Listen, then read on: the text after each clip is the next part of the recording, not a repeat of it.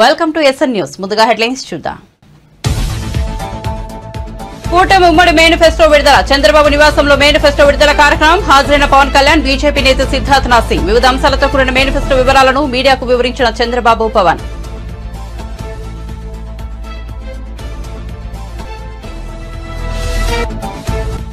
కొండేపి నియోజకవర్గం టంగుటూరులో ప్రచార బేరీ. నాయకుడంటే ప్రజలకు నమ్మకంగా ఉండాలన్న సీఎం జగన్. సంక్షేమ పథకాలు కొనసాగాలంటే వైసీపీకి ఓటు వేయాలని పిలుపు.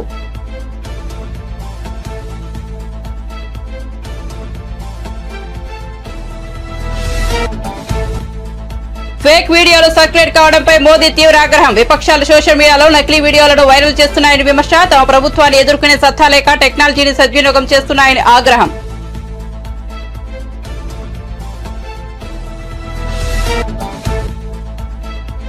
రామప్ప దేవాలయంలో ఉన్న శివుడి సాక్షిగా పంద్రాగస్టులోగా రైతు రుణమాఫీ చేస్తానన్న సీఎం రేవంత్ రెడ్డి. రిజర్వేషన్ రద్దు చేసేందుకు మోడీ, అమిత్ షాలు కుట్ర చేస్తున్నారని ఆరోపణ.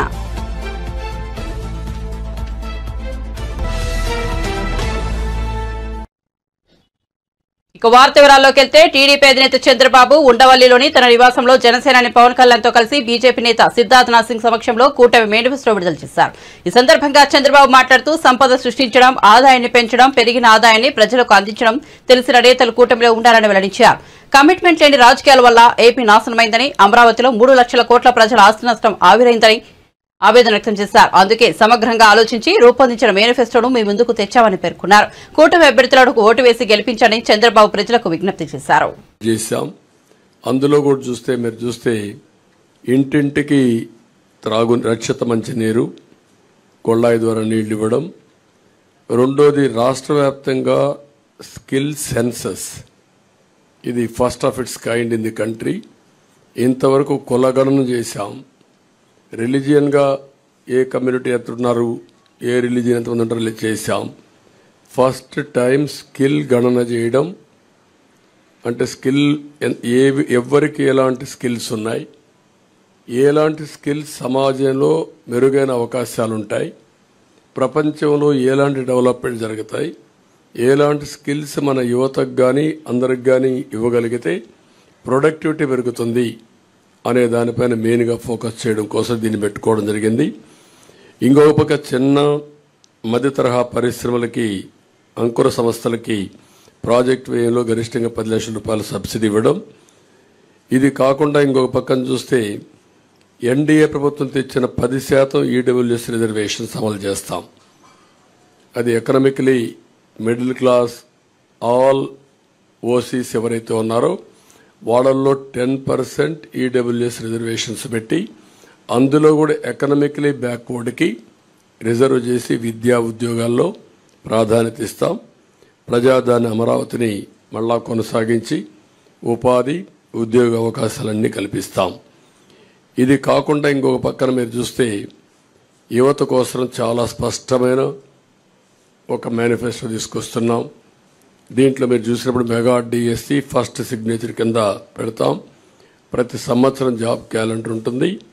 ఉత్తరాంధ్ర, కోస్తా, రాయలసీమ ఉద్యోగ కల్పనకి ఏ అవకాశాలు ఉన్నాయో అన్నీ ఉపయోగించుకుంటాం.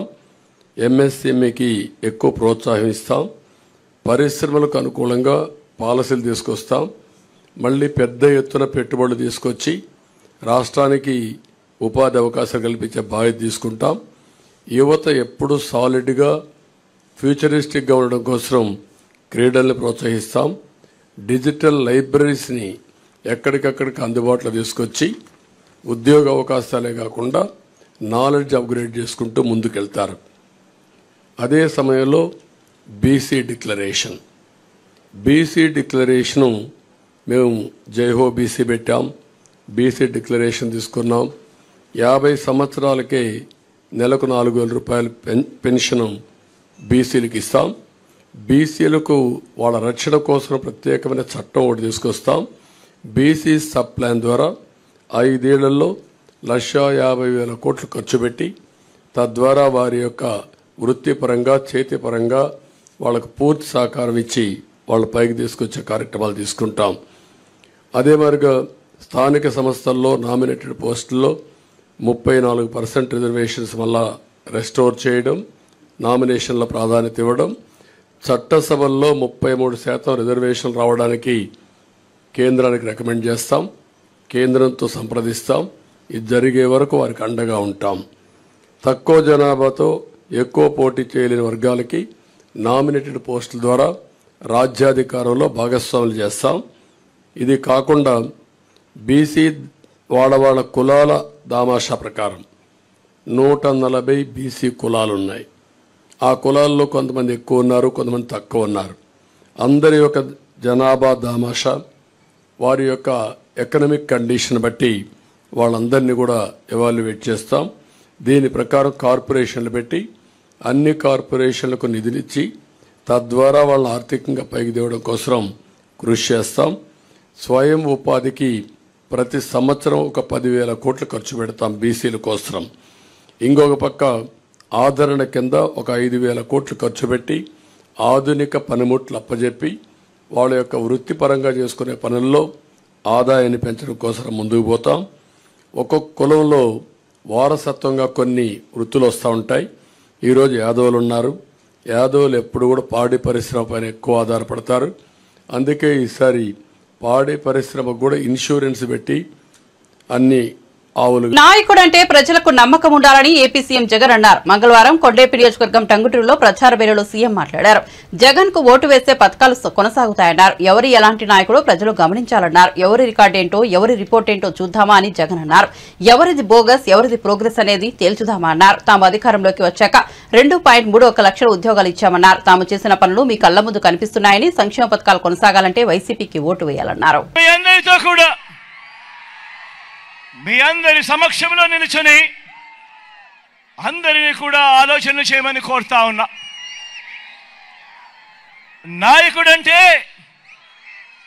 నాయకుడంటే ప్రజల్లో నమ్మకం ఉండాలి. ఒక మాట చెబితే చేస్తాడు అనే నమ్మకం ఆ నాయకుడి మీద ఉండాలి. మరి ఇవాళ మీ అందరి సమక్షంలో ఇన్నాళ్ళు అంటే ఈ 58 నెలలుగా సీఎంగా మీకు మంచి చేసి ఈరోజు మీ అందరి సమక్షంలో మీ జగన్ ఒకవైపున ఉన్నాడు. మరోవైపున అటువైపున గతంలో 14 ఏళ్ళు అధికారం చెలాయించి తన పేరు చెబితే ఏ పేదకు కూడా తాను చేసిన ఏ మంచి కూడా గుర్తుకు రాని మరో పెత్తందారి అటువైపున ఉన్నాడు. ఈరోజు మీ అందరినీ ఈరోజు నేను ఒకటే కోరుతా ఉన్నా. ఈరోజు జరగబోతా ఉన్న ఎన్నికలు కేవలం ఎమ్మెల్యేలను, ఎంపీలను ఎన్నుకునేందుకు జరిగే ఎన్నికలు మాత్రమే కావు.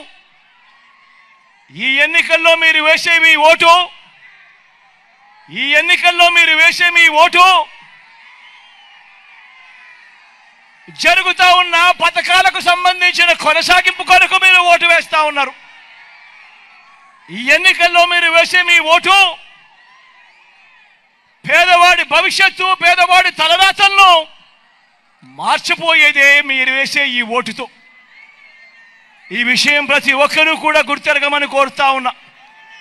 మీ జగన్కు ఓటు వేస్తే పథకాలన్నీ కూడా కొనసాగింపు. అదే పొరపాటున చంద్రబాబుకు ఓటు వేస్తే పథకాలన్నీ ముగింపు, మళ్ళీ మోసపోవటమే.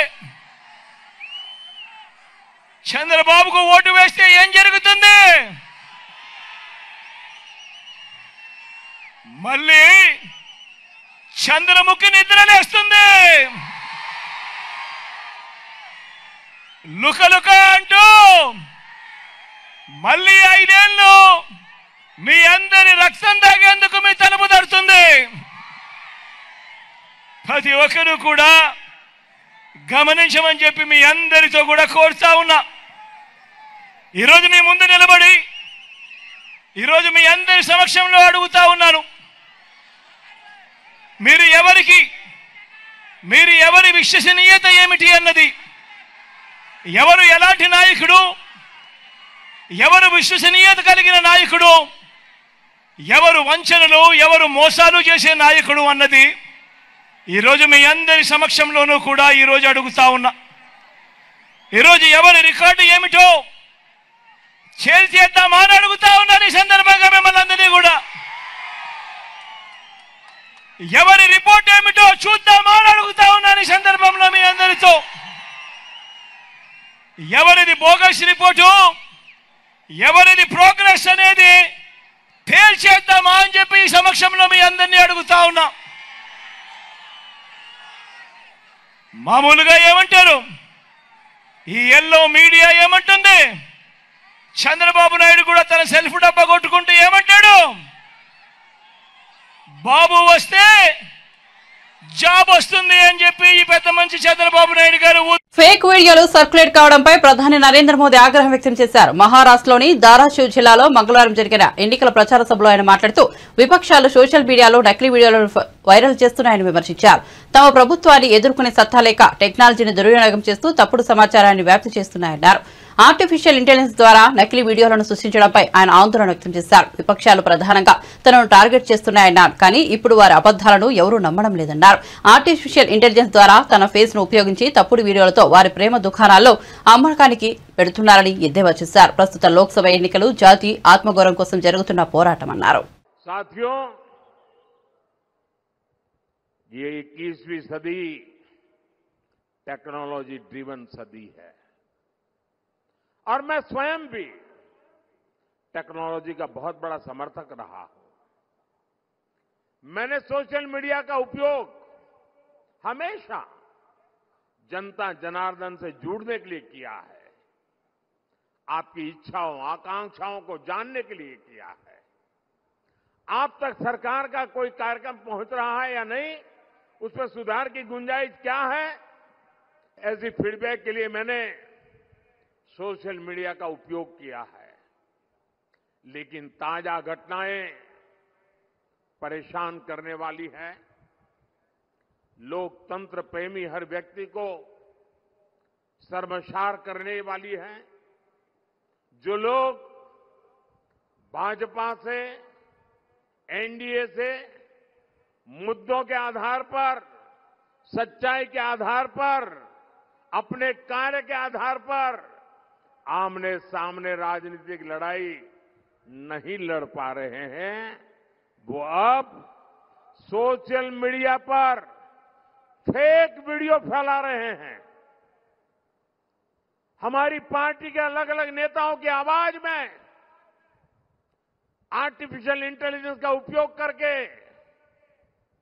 कभी मेरी आवाज, कभी हमारे अमित भाई की आवाज, कभी हमारे नड्डा जी की आवाज, कभी हमारे मुख्यमंत्रियों की आवाज, और जो कभी हमने सोचा भी ना हो ऐसे वाक्य हमारे मुंह में रख करके आग लगाने की कोशिश कर रहे हैं. ऐसी खबरों से, ऐसे वीडियो से समाज के अंदर तनाव पैदा करने का षड्यंत्र चल रहा है. देश में अगर शांतिपूर्ण चुनाव चलते रहे तो इनके इरादे कभी भी सफल नहीं हो सकते. और इसलिए आने वाले 1 महीने के अंदर अंदर देश में कोई बड़ी हरकतें करने का इनका इरादा है. और मैं एक बड़ी गंभीरता से उन पर आरोप लगा रहा हूं. सामाजिक तनाव पैदा करके अनहोनी घटनाएं घटे, इसके खेल खेले जा रहे हैं. और इसलिए मैं छत्रपति शिवाजी महाराज की सातारा की पवित्र धरती से देशवासियों को कहना चाहता हूं, मीडिया के मेरे साथियों को कहना चाहता हूं कि लोकतंत्र की भलाई के लिए, देश में सुख शांति के लिए, देश की एकता के लिए कृपा करके जो भी फेक वीडियो निकलते हैं उनको हम एक्सपोज करें. ऐसे कोई भी वीडियो, कोई भी तस्वीर आपके व्हाट्सएप पे आए तो किसी सोशल मीडिया पर दिखे तो मेरा रिक्वेस्ट है पुलिस को जानकारी दे।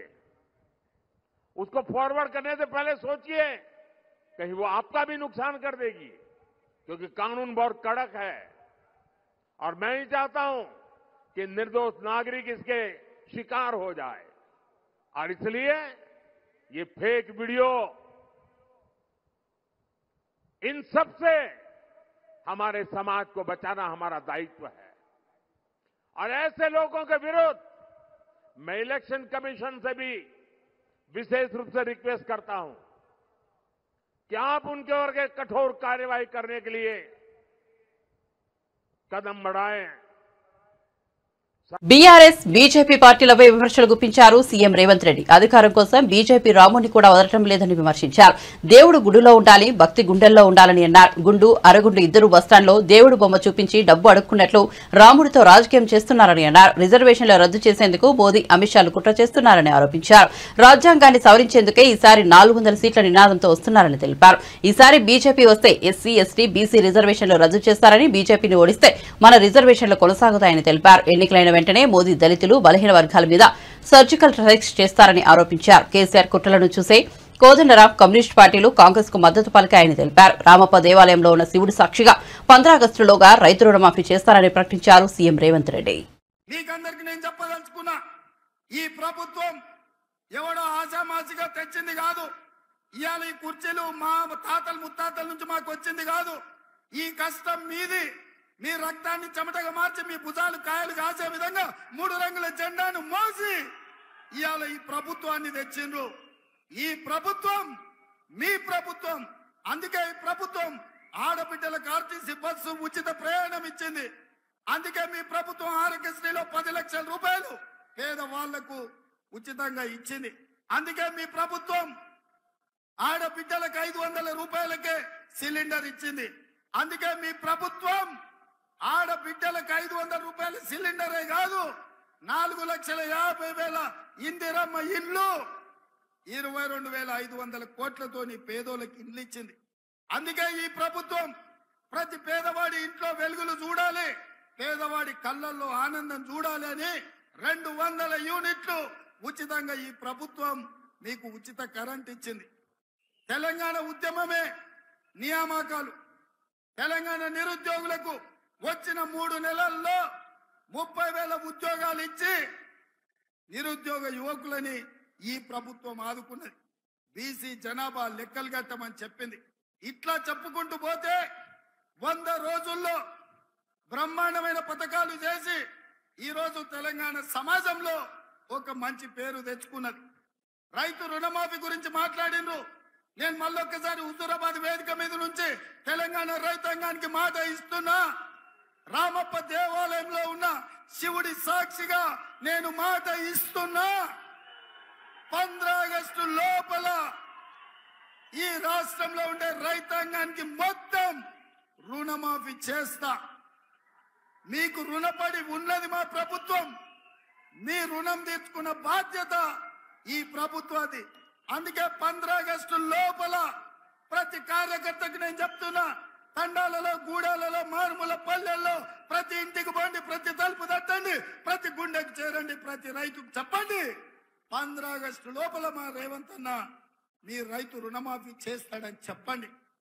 లేకపోతే ఈ ప్రభుత్వం ఉండి కూడా ఉపయోగం లేదని నేను భావిస్తున్నా. అందుకే సోదరులారా, మీ ఆకాంక్షలు నెరవేర్చే బాధ్యత మనది. ఇవాళ వెల్జాల రాజేందర్ రావును కరీంనగర్ పార్లమెంటు నియోజకవర్గం నుంచి 1,00,000 మెజార్టీతో గెలిపించండి. గుండు అరగుండు మనకి ఇచ్చింది ఏంది లేదు. నరేంద్ర మోడీ ఇచ్చింది ఏంటంటే, నరేంద్ర మోడీ ఇచ్చింది ఈ గాడిద గుడ్డు మాత్రమే. గ్రామ గ్రామంలో చెప్పండి, బీజేపీ ఇచ్చిన గాడిద గుడ్డు గాల్లో కలిసిపోద్ది. ఎవరిని కూడా ఉపేక్షించేది లేదు. వెల్జాల రాజేందర్ రావును కరీంనగర్ పార్లమెంటు నుంచి గెలిపించండి. వాళ్ళ కుటుంబం ప్రజాసేవ చేసింది. వాళ్ళ తండ్రి జగపతిరావు గారు 2 సార్లు ఎమ్మెల్యేగా, ఎమ్మెల్సీగా ఈ ప్రాంతానికి సేవలు అందించిండు. వారిని గెలిపించండి. మీకు అండగా నిలబడే బాధ్యత నాది. మీరందరు 1,00,000 మెజార్టీ ఇస్తారు కదా, ఇస్తారా? ఇస్తారా? లక్ష రెడీ కదా? ఇవి న్యాయానికి నేరానికి మధ్య జరుగుతున్న ఎన్నికలని ఏపీపీసీసీ అధ్యక్షురాలు వైఎస్ షర్మిల అన్నారు. ఈ ఎన్నికల్లో వైఎస్ రాజశేఖర్ బిడ్డ ఓడిందంటే నేరం గెలిచిందని అర్థమని అన్నారు. రావులపాలెంలో ఆమె మీడియాతో మాట్లాడారు. ముఖ్యమంత్రి జగన్మోహన్ రెడ్డి గారు ఒక ఇంగ్లీష్ ఛానల్ ని అడ్రస్ చేస్తూ కొన్ని అంశాలను ప్రస్తావించడం జరిగింది. వాటి మీద క్లారిటీ ఇవ్వడానికే ఈరోజు ఈ ప్రెస్ మీట్. ఒకటి, నేను రాజశేఖర్ రెడ్డి బిడ్డను కడపలో ఓడిపోతానేమో అని తను బాధపడుతున్నట్టుగా జగన్మోహన్ రెడ్డి గారు మాట్లాడారు. జగన్మోహన్ రెడ్డి గారిని రాజశేఖర్ రెడ్డి బిడ్డ అడుగుతుంది, నీ చెల్లెలు రాజశేఖర్ రెడ్డి బిడ్డ ఓడిపోతుంది అని మీరు బాధపడుతుంటే మరి సౌభాగ్యమ్మ గారు చెప్పినట్టు, చిన్నమ్మ గారు లేఖ రాసినట్టు అవినాష్ రెడ్డి గారిని బరిలో నుంచి ఎందుకు మీరు తప్పించటం లేదు? ఇప్పటికైనా ఆలస్యం కాలేదు, విత్డ్రాస్ చేసుకునే అవకాశం ఉంది. మీ బాధ నిజంగానే జెన్యున్ అయితే ఎందుకు ఈ ముఖస్థితి మాటలు?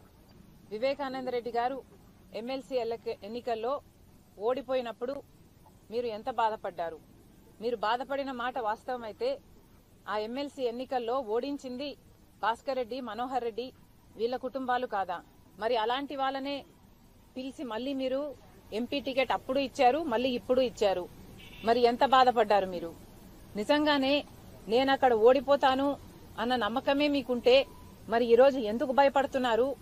ఎందుకు వైఎస్ కుటుంబాన్ని అంతటినీ దించి కడపలో ప్రచారం చేయిస్తున్నారు? మీకు భయం లేకపోతే రాజశేఖర రెడ్డి బిడ్డని చూడకుండా, మీ చెల్లెలని చూడకుండా నా గురించి, నా పేరు గురించి, నా పుట్టుక గురించి సోషల్ మీడియాలో అంతగా దూషించాల్సిన అవసరం ఏముంది? జగన్మోహన్ రెడ్డి గారికి ఓడిపోతాము అన్న భయం పట్టుకుంది కాబట్టే ఈ చర్యలన్నీ చేస్తున్నారు. కేవలం అవినాష్ రెడ్డి గారిని ఎవరైతే సిబిఐ ఛార్జ్ షీట్ లో అక్యూజ్డ్ గా చేర్చిందో, సాక్ష్యాలు ఆధారాలు చూపి అక్యూజ్డ్ గా చేర్చిందో అదే అవినాష్ రెడ్డి గారికి మళ్లీ మీరు ఎంపీ టికెట్ ఇచ్చారు కాబట్టే ఈరోజు రాజశేఖర్ రెడ్డి బిడ్డ కడప లోక్సభ స్థానం బరిలో ఉంది. కడపలో జరుగుతున్న ఈ ఎన్నికలు ఒక పక్క ధర్మానికి, ఇంకో పక్క డబ్బుకి జరుగుతున్న ఎన్నికలు. ఒక పక్క న్యాయానికి, ఇంకో పక్క నేరానికి జరుగుతున్న ఎన్నికలు. ఈ ఎన్నికల్లో రాజశేఖర్ రెడ్డి బిడ్డ ఓడిపోయింది అంటే నేరం గెలిచింది అని అర్థం. కాంగ్రెస్ పార్టీ రాజశేఖర్ రెడ్డి గారి పేరును సిబిఐ ఛార్జ్ షీట్ లో చేర్చలేదు. వాస్తవం ఏమిటంటే అసలు రాజశేఖర్ రెడ్డి గారి పేరు ఎఫ్ఐఆర్ లో కూడా లేకపోతే సుధాకర్ రెడ్డి గారు ఎవరైతే ఇప్పుడు ఏఏజీగా ఉన్నారో పొనుగోలు సుధాకర్ రెడ్డి గారు అదే పనిగా రాజశేఖర్ రెడ్డి గారి పేరు కూడా ఈ కేసులో లేకపోతే, ఛార్జ్ షీట్ లో లేకపోతే జగన్మోహన్ రెడ్డి గారు ఈ కేసులలో నుంచి బయటపడటం అసాధ్యము అని సిబిఐ కోర్టులో పిటిషన్ వేశాడు, హైకోర్టులో పిటిషన్ వేశాడు, సుప్రీంకోర్టులో కూడా పిటిషన్ వేశాడు. ఆ మేరకు సిబిఐ రాజశేఖర్ రెడ్డి గారిని పేరుని ఛార్జ్ షీట్ లో చేర్చింది తప్ప కాంగ్రెస్ పార్టీ రాజశేఖర్ రెడ్డి గారి పేరును ఛార్జ్ షీట్ లో చేర్చలేదు. కొడుకయ్యుండి ఎంత దుర్మార్గం కాకపోతే సొంత తండ్రి పేరుని ఛార్జ్ షీట్ లో చేర్పిస్తాడు.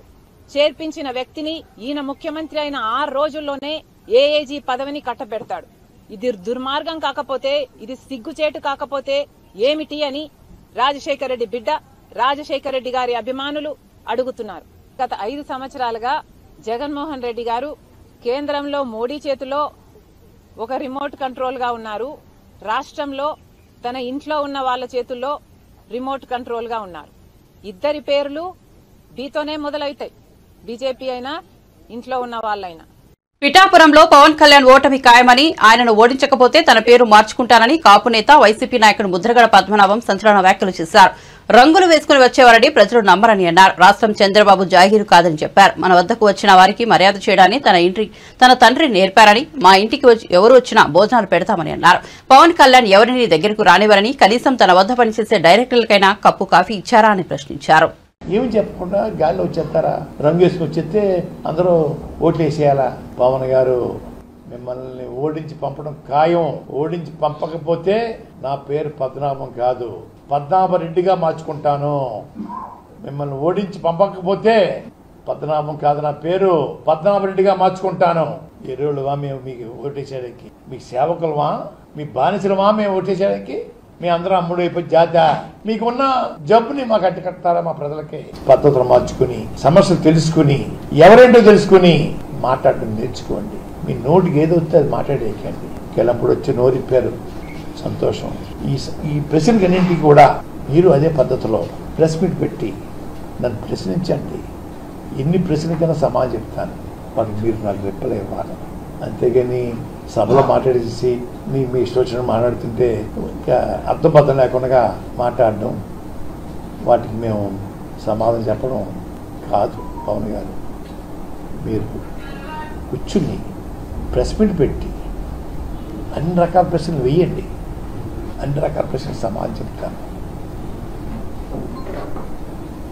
అంతేగాని నోరు ఉంది కదా, ముఖం రంగు ఉంది కదా, నేను తిడితే పడవు కదా అనే మాట చెల్లదు. ఇక్కడ చెల్లదు. తొందరలో మీ పార్టీ కూడా ప్యాకప్ చేసుకోవడానికి రెడీ చేసుకోండి. పెట్టాలి తన్ని తరివేస్తారు మిమ్మల్ని. తన్ని తరవకపోతే ప్రజలు అంతా చెప్పాను మీకు. నా పేరు పద్మనాభరెడ్డి మార్చుకుంటాను. పద్మనాభం కాదు, ముద్దరగడ పద్మనాభరెడ్డిగా మార్చుకుంటాను ఇక్కడి నుంచి తరవకపోతే. తెలంగాణ ముఖ్యమంత్రి రేవంత్ రెడ్డికి ఢిల్లీ పోలీసులు సమన్లు జారీ చేయడం ఆశ్చర్యం కలిగించిందని సిపిఐ జాతీయ కార్యదర్శి కె నారాయణ అన్నారు. హైదరాబాద్ హిమాయత్ నగర్ లో ఏర్పాటు చేసిన మీడియా సమావేశంలో ఆయన మాట్లాడారు. ఒకవేళ సీఎం రేవంత్ రెడ్డిని అరెస్ట్ చేస్తే మోదీ పత్రం ప్రారంభమైనట్లేనని హెచ్చరించారు. పలు కేసులో చాలా ఏళ్లుగా బెయిల్పై ఉంటున్న ఏపీ ముఖ్యమంత్రి జగన్ జోలికి బీజేపీ ఎందుకు వెళ్లడం లేదని ప్రశ్నించారు. ఇప్పుడు ఎన్నికల్లో బిజీగా ఉన్నారు. ఇప్పుడు ముఖ్యమంత్రిని ఢిల్లీకి రమ్మని చెప్పడం అంటే అర్థం ఏంటంటే మీ క్యాంపెయిన్ ఆపేసుకొని డిస్టర్బ్ చేసి రమ్మని చెప్పాలి. సైకలాజికల్గా బెదరగొట్టడం. అవసరమైతే ఆయన కూడా లోపలేసి మూడో ముఖ్యమంత్రి ముచ్చటగా జైల్లో ఉండడానికి ఏర్పాటు చేయడానికి ప్రయత్నించవచ్చు. నేను ఈ విషయం ముఖ్యమంత్రి ఆయన అరెస్ట్ చేసిన మంచిది. ప్రైమ్ మినిస్టర్, హోమ్ మినిస్టర్ ఇద్దరు కలిసి రేవంత్ని అరెస్ట్ చేస్తే ఈడ జీరంగ పెట్టలాగా ఉన్నాడు, ఊరికి వాగుతున్నాడు, లోపలేద్దామని వేస్తే మంచిదే. ఆ విధంగా వేస్తే ఇంకా మోడీ పతనం ప్రారంభమవుతుంది. ఈ జీరంగ పెట్టలాంటి ఇంకా పైకి వస్తాడు. ఒక విధంగా అది మంచిదే. అయితే నేను చెప్పేది ఏంటంటే ప్రజాస్వామ్య సొత్తానికి వ్యతిరేకం కదా. నీకు వ్యతిరేకంగా మాట్లాడాలని జైల్లో పెట్టడానికి ప్రయత్నిస్తున్నారు. మీకు అనుకూలంగా ఉన్న డకాయిట్స్ అంతా మీతో ఉన్నారు. ఎవరైతే ఆర్థిక నేరస్తులుగా ఉన్నారో, ఎవరైతే హత్యాప్రయత్నాలు ఉన్నారో, ఎవరైతే రేపిస్టులుగా ఉన్నారో, ఎవరైతే డకాయిట్లాగా ఉన్నారో వాళ్ళందరూ మీ సంఖ్యలో కూర్చుంటే వాళ్ళు పవిత్ర గంగోలాగా ఉంటారా? ఎవరైతే మమ్మల్ని వ్యతిరేకిస్తారో రాజకీయంగా, కేజ్రీవాల్ వ్యతిరేకించినా, లేదా సోరెన్ వ్యతిరేకించినా, రేవంత్ రెడ్డి వ్యతిరేకించినా, ఎవరు వ్యతిరేకించినా వాళ్ళందరూ దేశద్రోహులా? ఇది ఒక విధంగా చెప్పాలంటే కేరళ ముఖ్యమంత్రి కూడా వాళ్ళు టార్గెట్ చేస్తూ ఉన్నారు. అంటే మిమ్మల్ని వ్యతిరేకించే వాళ్ళందరూ దేశద్రోహులు, ఎంత మంచివాళ్ళైనా. మిమ్మల్ని సమర్థించే వాళ్ళంతా ఎంత నేరపూరితమైనటువంటి వాళ్ళు ఉన్నా కూడా చాలా గంగోలంటి వాళ్ళు. మీకు పక్కనే ఉన్నాడు కదా ఆంధ్రప్రదేశ్లో ముఖ్యమంత్రి. మరి ఎన్ని కేసులు ఉన్నాయి ఆయన పైన? ఎన్ని వేల కోట్ల రూపాయలు అవినీతి ఉంది? ఎన్ని ఏళ్ళకి బెయిల్ పైన ఉన్నాడు? 10 ఏళ్ళకి బెయిల్ పైన ఉంటాడా? అంటే మీకు మమ్మల్ని సపోర్ట్ చేస్తాడు కాబట్టి ఆయన క్షేమంగా ఉంటాడు. అదేవిధంగానే మీకు కంటెస్ట్ చేసేవాళ్ళు చాలామంది ఉన్నారు. ఇవన్నీ చూస్తున్నప్పుడు ఒక కక్షపూరితమైన వైఖరి, ప్రజాస్వామ్య వైఖరి కాకుండా ప్రాక్టీస్ యొక్క కక్షపూరిత వైఖరి ఎట్టుంటుందో ఆ పద్ధతుల్లో మోడీ దిగజారి, బహుశా స్వాతంత్రం వచ్చిన వరకు ఇప్పటిదాకా ఇంత దిగజారిన ప్రధానమంత్రి లేడు. భవిష్యత్తులో కూడా వస్తాడు నేను అనుకోను. పొరపాటున భవిష్యత్తులో కూడా ఇట్లాంటి ప్రధాని వస్తే ఈ దేశానికి ప్రజాస్వామ్యం ఉండదు. మళ్ళీ హిట్లర్ పరిపాలన రావడం తప్ప ఇంకొక మార్గమే లేదు. అది ప్రమాదం. కానీ జనం ఒప్పుకోవడం లేదు. ఎందుకు దిగజారి మాట్లాడుతున్నాడు? బాగా తెలిసినటువంటి 2వ దఫా ఎన్నికలు జరిగిన తర్వాత నార్త్లో, ఉత్తరాదిలో వాళ్ళు చాలా ఎక్కువ ఆశలు పెంచుకున్నారు. అయోధ్య రాముడు కాపాడాలనుకున్నారు. కానీ వాళ్ళకి సీట్లు అన్నీ వచ్చేటువంటి అవకాశం కనపడలేదు. ఎప్పుడైతే ఉత్తరాది పడిపోతున్నాడో దక్షిణాది అద్దెకి రాదు. ఓట్లు పెరగచ్చు కానీ సీట్లు రావు. అందువల్ల ఇప్పుడు దిగజారిపోయి రకరకాల పద్ధతులు సెంటిమెంట్ రెచ్చగొట్టి అరాచకాన్ని సృష్టించి మళ్ళీ ఏదో పదమే గెలవాలనేటువంటి ఒక దిగజారుడు పద్ధతుల్లో ప్రధానమంత్రి మాట్లాడుతూ ఉంటే అది హోమ్ మినిస్టర్ సై అని చెప్పని వాడు సైన్యాన్ని పంపించి దాడులు చేస్తూ ఉన్నాడు. ఇది ఓటమి దిశగా ఉన్నటువంటి ఎన్డీఏ ప్రభుత్వం ఓడిపోయేటువంటి అవకాశం ఉన్న తర్వాత అవుట్ ఆఫ్ డిస్ప్రెషన్, నిరాశ నిస్పృహ నుంచి చూసేటువంటి వాగుడు తప్ప ఇంకోటి కానీ కాదు. ఆ విధంగా వాళ్ళు ఇబ్బంది పడుతున్నారు. ఇక్కడ కేసీఆర్ ఏమంటున్నాడు, టీఆర్ఎస్ నాయకులు నాకు వాళ్ళకి 200 సీట్లు పైన రావు, మోడీకి హాంగ్ గవర్నమెంట్ సెంటర్లో వస్తుంది, నాపైనే డిపెండ్ అయ్యేటువంటి గవర్నమెంట్ రావాలి కాబట్టి నాకు 12 సీట్లు వస్తాయి, 20 సీట్లు ఆయన చెప్పాడు, 15 సీట్లు వస్తాయని చెప్పేసి అని అంటున్నాడు. అంటే అంత పెద్ద ఆవులు వేసేవాడికి 200 సీట్లు వస్తే నీకేం వస్తాయి? నీకు 0 వస్తుంది. బులెటిన్ ముగించే ముందు హెడ్లైన్స్ మరోసారి చూద్దాం. కూటమి ఉమ్మడి మేనిఫెస్టో విడుదల. చంద్రబాబు నివాసంలో మేనిఫెస్టో విడుదల కార్యక్రమం. హాజరైన పవన్ కళ్యాణ్, బీజేపీ నేత సిద్ధార్థనాథ్ సింగ్. వివిధ అంశాలతో కూడిన మేనిఫెస్టో వివరాలను మీడియాకు వివరించిన చంద్రబాబు, పవన్.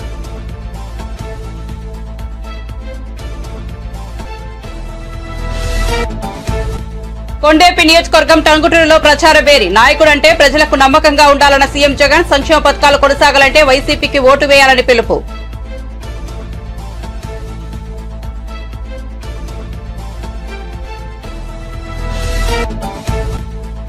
ఫేక్ వీడియోలు సర్క్యులేట్ కావడంపై మోదీ తీవ్ర ఆగ్రహం. విపక్షాలు సోషల్ మీడియాలో నకిలీ వీడియోలను వైరల్ చేస్తున్నాయని విమర్శ. తమ ప్రభుత్వాన్ని ఎదుర్కొనే సత్తా లేక టెక్నాలజీని సద్వినియోగం చేస్తున్నాయని ఆగ్రహం.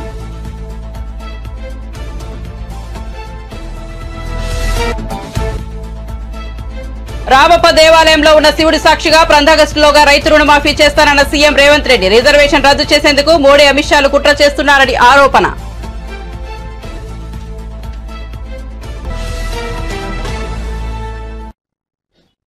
మరిన్ని అప్డేట్స్ కోసం చూస్తూనే ఉండండి SN న్యూస్.